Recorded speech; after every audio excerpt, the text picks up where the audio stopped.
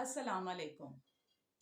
ਅੱਜ ਦੀ ਵੀਡੀਓ ਵਿੱਚ ਅਸੀਂ ਵੇਖਾਂਗੇ ਜਦੋਂ ਇੱਕ ਸਨਾਤਨ ਧਰਮ ਦਾ ਬੰਦਾ ਸ੍ਰੀ ਹਰਮੰਦਰ ਸਾਹਿਬ ਦੇ ਗੁਰਦੁਆਰੇ ਵਿੱਚ ਗਿਆ, ਫਿਰ ਉਹ ਆਪਣੇ ਮੰਦਿਰ ਵਿੱਚ ਗਿਆ। ਉਹਨੇ ਦੋਨਾਂ ਵਿੱਚ ਕੀ ਫਰਕ ਮਹਿਸੂਸ ਕੀਤਾ? ਸ੍ਰੀ ਹਰਮੰਦਰ ਸਾਹਿਬ ਦਾ دیਵਾਨਾ ਹੋ ਗਿਆ ਤੇ ਉਹਨਾਂ ਦੇ ਉਹਨੇ ਗੁਣ ਗਾਉਣੇ ਸ਼ੁਰੂ ਕਰ ਦਿੱਤੇ। ਇਹ ਅਸੀਂ ਅੱਜ ਦੀ ਵੀਡੀਓ ਵਿੱਚ ਵੇਖਾਂਗੇ। ਪਹਿਲੇ ਵੀਡੀਓ ਵੇਖਣੀ ਹੈ, ਫਿਰ ਰਿਐਕਸ਼ਨ ਕਰਨੀ। नमस्कार दोस्तों। बहुत ज़रूरी है कि इंसान जो अंदर से महसूस करता है, जो सोचता है, उसे अपनी जुबान पे लेकर आए। हो सकता है कि मेरी आज की बात कुछ धर्म के ठेकेदारों को अच्छी ना लगे, लेकिन मुझे इससे कोई फर्क नहीं पड़ता। जो सच है मैं वही कहूंगा, जिसको आप लोग भी जानते हैं कहीं ना कहीं। दोस्तों, आज से कुछ महीने पहले मैं हिंदुस्तान गया। वहां जाके मुझे अपनी जिंदगी में पहली बार अमृतसर में हरमिंदर साहब जाने का मौका मिला। मैं जानना चाहता था उस जगह को जहां पे इतने सारे लोग हर रोज आते हैं। हमारे मुल्क में ताजमहल से भी ज्यादा लोग हरमिंदर साहब जाते हैं। दोस्तों, जब मैं वहां गया तो मैंने देखा कि वहां सभी बराबर थे। किसी ने मेरा मजहब नहीं पूछा, मेरी जेब में कितने पैसे हैं, मैं गोरा हूं, काला हूं, कहां से आया हूं, इस बात का वहां कोई फर्क नहीं पड़ता किसी को। वहां सभी बराबर हैं। आप लंगर में जाएं, आप 24 घंटे कभी भी बैठ के वहां खाना खा सकते हैं। वहां आपसे कोई नहीं पूछेगा कि आपकी जेब में कितने पैसे हैं। या फिर आप जाएं तो आप जाके वहां पे उनके डोनेशन बॉक्स में कुछ डोनेशन डाल के जाएं, आपको कोई कुछ भी नहीं कहता। कितना खूबसूरत नजारा था। मैं घंटों वहां बैठे रहा और मैं यही सोचता रहा कि ये कितनी पावन भूमि है कि जहां पे इंसान की कद्र है। यहां आकर इंसान अपने आप को, अपनी इंसानियत को जिंदा रखता है। शायद ही कोई शख्स होगा अमृतसर शहर में जो रात को भूखा सोता हो। ये बात मुझे बहुत अच्छी लगी। मुझे इस बात की फिक्र नहीं थी कि मैं अंदर टेंपल में जा रहा हूं तो बाहर मेरे जूते चप्पलों का क्या होगा। आप समझ रहे हैं इस बात को अच्छी तरह से, मेरा इशारा किस तरफ है। किसी ने पैसे नहीं लिए, लाखों लोग जाते हैं और किसी के भी जूते चप्पल वहां पे चोरी नहीं होते। कितनी अच्छी बात है ये। इंसान है हम दोस्तों, हमें एक दूसरे से सीखने की जरूरत है। खैर, हरमिंदर साहब जाने के बाद जो मेरे मन में आस्था थी वो और भी मजबूत हुई उस परम पिता परमेश्वर को लेके। वक्त था मेरे पास तो मैंने सोचा अपनी मां और नानी को हनुमान जी के मंदिर सालासर धाम भी लेके जाऊं। पर क्योंकि मेरे जो बुजुर्ग हैं उनके घुटने जो हैं वो इतने मजबूत नहीं है कि वो लाइन में घंटों तक खड़े रहें, तो उन्होंने कहा कि बेटा कोई बात नहीं, हम वहां चल पड़ेंगे और हम वीआईपी दर्शन कर लेंगे। तो मैंने पूछा कि ये वीआईपी दर्शन क्या है।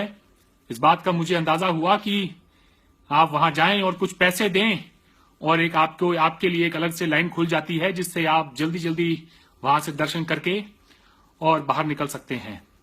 मैं दंग रह गया। मैं सोच में पड़ गया कि ये कैसा मजहब है, ये कैसा धर्म है जिसमें अपने भगवान को मिलने के लिए मुझे पैसे देने पड़ेंगे। भगवान के लिए तो सब एक बराबर हैं, चाहे वो गरीब हो, अमीर हो, कैसा भी हो। फिर मुझे एहसास हुआ कि कमी धर्म में नहीं है, धर्म के ठेकेदारों में है। हम सब ने वो फोटो देखी है बचपन में जहां पे श्री राम भगवान की जो तस्वीर है वो हनुमान जी के छाती के अंदर चीर के दिखा देते हैं कि राम मेरे मन में बसते हैं।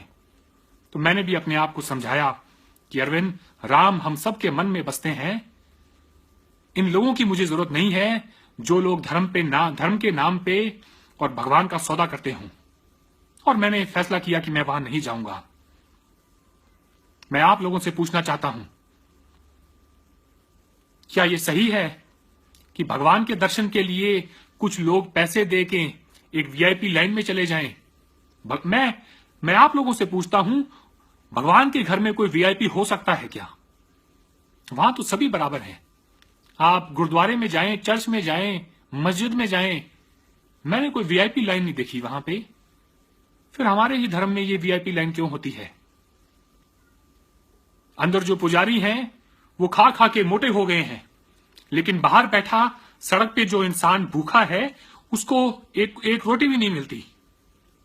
पांवों के अंदर आपका जो है प्रसाद वो वहां पे फैला हुआ है चारों तरफ, लेकिन कोई ये नहीं कहता कि जाओ भाई बाहर जाके कोई जो जो इंसान बाहर बैठे हैं भूखे पेट बैठे हैं उनको भी कोई खाना दे दो।